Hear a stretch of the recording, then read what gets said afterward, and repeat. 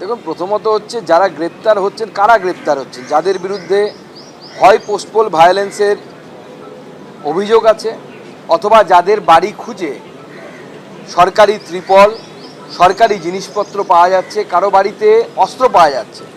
পশ্চিমবঙ্গে একজন এমএলএ, তৃণমূলের এমএলএ, তার ছেলের ঘরে পিস্তল পাওয়া গেছে। তো চারটিখানি কথা নয়, মানুষের জীবনহানি হতে পারে যে কোনো সময়। তো অতএব এই ধরনের ব্যক্তি অ্যারেস্ট হবে না তো কে অ্যারেস্ট হবে বলুন? আমরা বছরের পর বছর দেখেছি আমাদের কর্মীরা গাঁজা কেসে দিনের পর দিন জেলের ভেতরে থেকেছে।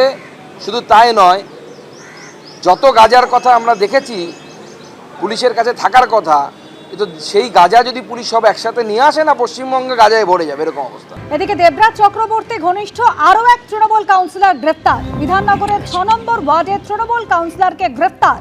তোলাবাজি, হুমকি সহ একাধিক অভিযোগে গ্রেফতার সম্রাট বড়ুয়া। এক সপ্তাহে বিধাননগর পুরসভার এই নিয়ে 4 জন তৃণমূল কাউন্সিলরকে গ্রেফতার করা হলো। ধৃত তৃণমূল কাউন্সিলরের 6 দিনের পুলিশ হেফাজত।